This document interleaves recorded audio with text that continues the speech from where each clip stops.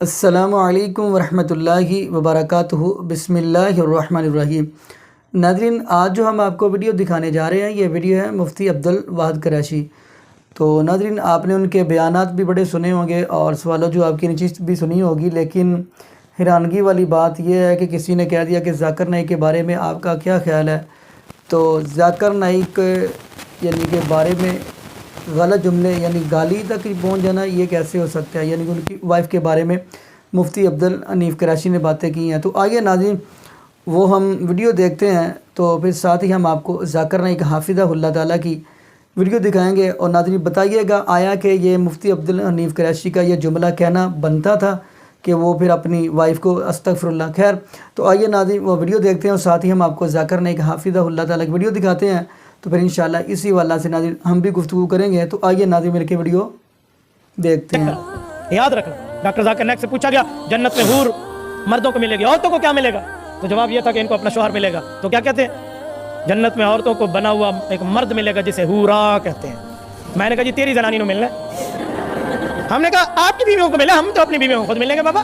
تو اس لیے عالم دین وہ نہیں ہے، اور جو مولوی اس کے چاپلوس بنے ہوئے ہیں نا، ان کی علمی حیثیت بھی ہم جانتے ہیں، ان کا حدود اربع بھی ہم جانتے ہیں۔ ان کو ذاکر نائک کی تائیدیں ملی ہوئی ہیں۔ وہ یزید کو امیر المؤمنین کہتا پھر رہا ہے، حضرت حسین رضی اللہ عنہ کے واقعہ کربلا کی جہاد کو وہ that is a political fight کہہ کر سیاسی جنگ اور شہزادوں کی لڑائی کہہ رہا ہے، اور یہ اس کی تائیدیں کرتے پھر رہے ہیں۔ شرم اور حیا کرنی چاہیے۔ One more question has been posed by non-Muslim. If predestination is true, then God causes us to sin. If God causes us to sin, yet damns to sinners to eternal punishment, then God is not good. Therefore, non-Muslim concludes, if God is good, then either predestination is not true, or else God does not damn sinners to eternal punishment. Please satisfy the contradiction that occurs. ایک غیر مسلمان سوال کر رہا ہے تقدیر کے اوپر کہ اللہ سبحانہ و تعالیٰ اپنی تقدیر لکھتا ہے، تو ہم اگر غلطی کرتے ہیں تو دوشی کون؟ اللہ سبحانہ و تعالیٰ۔ اگر ہمیں تقدیر میں لکھا ہے کہ ہم خون کریں گے اور ہم آدمی کا خون کر لیتے تو کون ذمہ دار؟ اللہ تعالیٰ۔ آدمی کو کیوں ذمہ دار کرنے کا؟ اگر تقدیر میں لکھا ہے میں چوری کروں گا، میں غلط کام کروں گا، تقدیر میں لکھا ہے کہ میں جہنم میں جاؤں گا تو جاؤں گا، تو کس کی غلطی؟ میری کیا غلطی؟ اللہ کی غلطی۔ اور یہ سوال مسلمان لوگ بھی سوچتے ہیں، اور تقدیر پہ ایمان رکھنا ہر مسلمان کا فرض ہے۔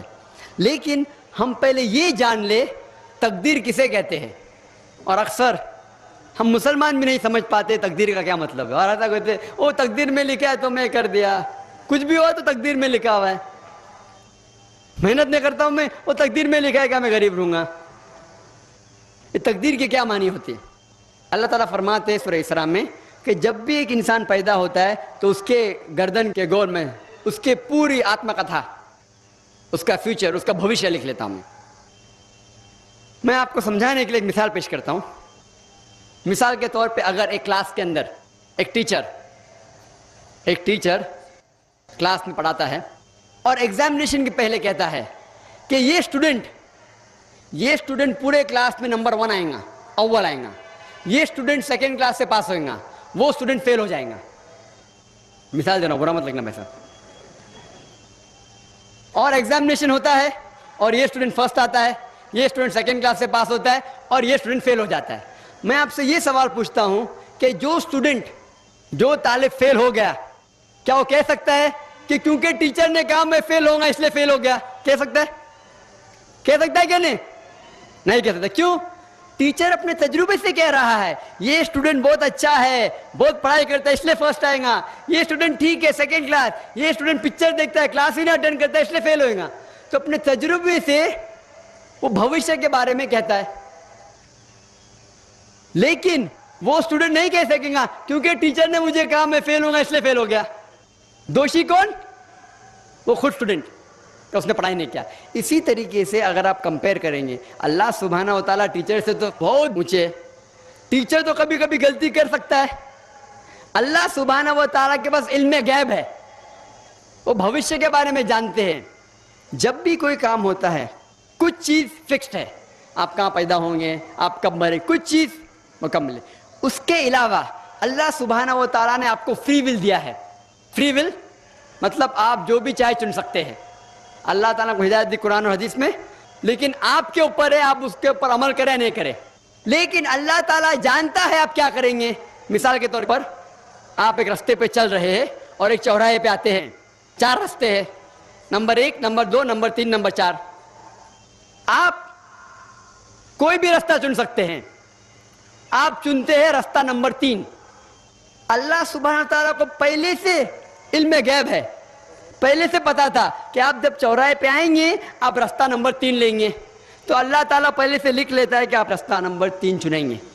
کیونکہ اللہ تعالیٰ نے لکھا اس لیے آپ نہیں چن رہے, کیونکہ آپ چننے والے تھے, اللہ تعالیٰ نے لکھا. اسے کہتے ہیں علم غیب. اللہ سبحانہ تعالیٰ کے پاس علم غیب ہے. اللہ تعالیٰ کو پہلے سے پتا تھا کہ آپ نمبر 3 چنیں گے, اور اللہ تعالیٰ تقدیر میں لکھ دیا کہ آپ نمبر 3 راستہ چنیں گے. کیونکہ اللہ تعالیٰ نے لکھا اس لیے آپ 3 نہیں چن رہے, کیونکہ آپ چننے والے تھے, اللہ نے لکھا. اور ایک مثال پیش کرتا ہوں. آپ نے 10ویں پاس کی, 12ویں پاس کی, آپ ڈاکٹر بھی بن سکتے, آپ انجینئر بھی بن سکتے, آپ لائر بھی بن سکتے. آپ چنیں گے ڈاکٹر بننے کے لیے. اللہ تعالیٰ کو پتا ہے کہ آپ جب 12ویں پاس کریں گے تینوں چیز آپ بن سکتے ہیں. آپ ڈاکٹر بھی بن سکتے, انجینئر بھی بن سکتے, لائر بھی بن سکتے. آپ چنیں گے ڈاکٹر بننے کے لیے. تو تقدیر میں لکھ دیا اللہ تعالیٰ آپ 12ویں پاس کریں گے اور ڈاکٹر بنیں گے. کیونکہ اللہ تعالیٰ نے لکھا اس لیے آپ ڈاکٹر نہیں بنے, کیونکہ آپ نے چنا اسی لیے اللہ تعالیٰ نے پہلے سے لکھ دیا. آپ سمجھتے؟ کچھ لوگ کل ایگزام ہے, اچھا ہے, طالب اچھا ہے, ابھی کل ایگزام ہے, کیا پڑھنے کا, تقدیر میں لکھا ہے کہ پاس تو پاس, فیل تو فیل, اور وہ نہیں پڑھتا ہے اور وہ فیل ہو جاتا ہے. تقدیر میں لکھا ہوتا ہے یہ آدمی پڑھتا تھا تو پاس ہوتا تھا, لیکن اس کی سوچ بھی ٹیڑھی تھی. اللہ تعالیٰ نے لکھا ہے تقدیر میں یہ شخص اگر پڑھتا تھا پاس ہوتا تھا, لیکن اس نے سوچا کیا پڑھوں میں, تقدیر میں لکھا نہیں پڑھتا فیل ہو جاتا ہے. تو دوشی کون, اللہ یا وہ خود؟ تقدیر میں بھی لکھا ہے وہ پاس ہو سکتا تھا لیکن وہ نہیں پڑھتا اس لیے فیل ہو گیا. پھر بولے گا دیکھو تقدیر کو تو میں ٹال نہیں سکتا ہوں. اسی لیے وہ کہاوت ہے, علامہ اقبال نے کہا ہے, خود ہی کو غیر اتنا بلند کیا, تقدیر کے پہلے خدا اپنے بندے سے خود پوچھے بتاتے ہی رضا کیا ہے. اور حدیث میں آتا ہے کہ دعا تقدیر کو بدل سکتی ہے. مثال کے طور پہ اگر آپ جاتے ایگزامینیشن میں اور آپ کا پیپر اچھا نہیں جاتا اور آپ جانتے کہ آپ فیل ہوئیں گے, آپ گھر پہ آتے اور دعا کرتے اللہ تعالیٰ سے, یا اللہ سبحانہ و تعالیٰ میں نے پیپر میں اچھا نہیں کیا, مجھے پاس کر لے. اللہ تعالیٰ آپ کی دعا کو قبول کر لیتا ہے اور پاس کر لیتا ہے. تقدیر میں یہ لکھا ہے کہ آپ نے پیپر اچھا نہیں کیے, آپ فیل ہونے والے رہتے, لیکن آپ نے دعا کی. اللہ تعالیٰ کو یہ بھی پتا ہے کہ آپ دعا کرنے والے کہ نہیں کرنے والے, اور تقدیر میں یہ بھی لکھا ہے کہ اللہ تعالیٰ آپ کی دعا کو قبول کریں گے. اللہ تعالیٰ بھی جانتا ہے اگر آپ 100 سال بعد کوئی شخص دعا کرے گا, وہ بھی جانتا ہے اللہ تعالیٰ وہ دعا قبول کرے گا کہ نہیں, وہ بھی تقدیر میں لکھا ہوا ہے. تو اسی لیے ہمیں ہر روز دعا کرنا چاہیے, ہر وقت دعا کرنا چاہیے. دعا تقدیر کو بدل سکتی, مطلب جو آپ کی پہلی ہونے والا تھا اس کو بدل سکتی, لیکن وہ بھی تقدیر میں لکھا ہے کہ آپ دعا کرنے والے, اور وہ بھی لکھا ہے کہ اللہ تعالیٰ دعا کو قبول کریں گے کہ نہیں. تو تقدیر میں لکھا ہے کہ آپ فیل ہونے والے تھے, آپ گھر پہ آتے ہیں, دعا کریں گے, اللہ نے دعا کو قبول کیا اور آپ پاس ہو جائیں گے. تو اسی لیے ہم مسلمان کو اللہ پہ بھروسہ رکھنا چاہیے. لیکن اللہ کے رسول نے فرمایا اللہ پہ بھروسہ رکھو لیکن اونٹ کو باندھو. آپ نے کہہ سکتے اللہ پہ تقویٰ ہے, میں گھر کا دروازہ کھلا رکھوں گا, کوئی چور نہیں آئے گا. اللہ کے رسول نے فرمایا اللہ پہ بھروسہ رکھو لیکن اونٹ کو باندھو.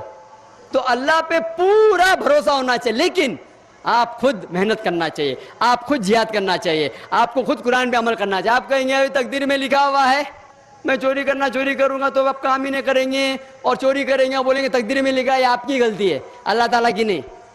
تو آپ کو ہر وقت جد و جہد کرنا چاہیے اچھے کام کے لیے. قرآن کو سمجھ کے پڑھو اور عمل کرو, انشاءاللہ آپ اس دنیا اور آخرت میں کامیاب ہوں گے. ناظرین, آپ نے یہ ویڈیو ملاحظہ فرمائی اور آپ نے ذاکر نائک حافظہ اللہ تعالیٰ کی بھی گفتگو سنی. تو ناظرین, پہلے نمبر پہ ہم بات کرتے چلیں کہ جنت کے اندر جیسا کہ اللہ پاک نے فرمایا کہ دنیا کے اندر انسان میری مان کے آ جائے تو آخرت والے دن جو یہ کہے گا اس کی بات کو مانا جائے گا. تو ناظرین دیکھیں, جنت کے اندر مردوں کو آپ کو پتہ ہے کہ نبی پاک نے فرمایا 72 حوریں ملیں گی, تو پھر عورتوں کو کیا ملے گا؟ ناظرین یہ عجیب و غریب سوال. یہ دیکھیں, یہ ایک طرف تو اللہ پاک نے کہا کہ جو ان کی جس چیز کی خواہش ہوگی, تمنا ہوگی, وہ ان کو ملے گی. اب ناظرین وہ اللہ ہی جانتا ہے کہ اب عورتوں کو کیا دیا جائے گا. تو دوسرے نمبر پہ اگر ایک صحیح بخاری کی حدیث دیکھتے ہیں, تو وہ قیاس کرنے کے لیے یعنی کہ میں آپ کے سامنے حدیث رکھتا ہوں کہ وہ اللہ کی مرضی ہو سکتا ہے کہ اللہ پاک وہاں پہ یعنی کہ ایسا کوئی یعنی کہ جنت کے اندر گیا ہو تو اس کے ساتھ اس کی شادی کر دی جائے یا کوئی. خیر ناظرین جو میں بات کرنا چاہ رہا ہوں یہ صحیح البخاری کی حدیث ہے. تو نبی پاک صلی اللہ علیہ وسلم فرماتے ہیں کہ جنت اور جہنم کی بحث ہو گئی.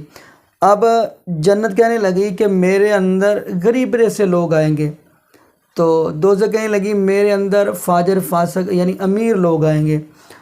تو خیر جنتی جنت اندر چلے گئے، جہنمی جہنم اندر چلے گئے، تو پھر جہنم بھی خالی بچ جائے گی، جنت بھی خالی بچ جائے گی. یہ صحیح البخاری کی حدیث ہے. تو نبی پاک صلی اللہ علیہ وسلم فرماتے ہیں کہ جہنم کہے گی حل من مزید، کہ ابھی اور آنے دے، اور آنے دے میرے اندر. تو اب دیکھیں کہ جہنم کے اندر اللہ پاک، نبی پاک فرماتے ہیں کہ اللہ پاک اپنا قدم رکھیں گے، پھر وہ کہے گی کتو کتو یعنی میری بس ہوگی. اللہ پاک اپنا قدم رکھیں گے، پھر وہ کہے گی کتو کتو میری بس ہوگی. تو ناظرین جنت کے اندر اللہ پاک اور مخلوق بنا کے ڈال دیں گے. یہ حدیث ہے صحیح البخاری کی. یعنی کہ اگر اللہ چاہتا تو دیکھیں اگر اللہ چاہتا تو اور بنا کے لوگ وہ بھی تو جہنم میں ڈال ہی سکتا، لیکن نہیں، اللہ نے ایسا بالکل بھی نہیں کیا، بلکہ اللہ پاک نے جہنم کے اندر اپنا قدم رکھ دیا اور جنت بھرنے کے لیے اور مخلوق کو بنا کے جنت کے اندر ڈال دیا. تو ناظرین یہ اللہ کو علم میں ہے کہ چاہے وہ لڑکی کو جو چاہے دے، لیکن حیرانگی والی بات ہے پھر یہ ایسے عجیب و غریب سوال جواب کرنا. تو پہلے بندہ اپنا سوچے کہ اللہ پاک ہمیں بغیر حساب کے جنت کا داخلہ عطا فرما دے، تو پھر بندہ ویسے سوال کرے. تو آئیے ناظرین یہاں پہ ہم دعا کرتے ہیں اللہ پاک ہمیں نبی پاک صلی اللہ علیہ وسلم کی شریعت کے مطابق اللہ ہمیں زندگی گزارنے کی توفیق دے. اور یہ بھی دعا کرے اللہ پاک ہمیں 5 وقت کا باجمع نمازی بنا دے، اور اللہ پاک ہمیں قرآن پاک کی تلاوت کرنے کی توفیق دے. تلاوت کرنے کے ساتھ ساتھ اللہ پاک ہمیں قرآن کو ترجمے کے ساتھ پڑھنے کی توفیق دے. جزاکم اللہ خیرہ، احسن الجزاء. السلام علیکم ورحمۃ اللہ وبرکاتہ.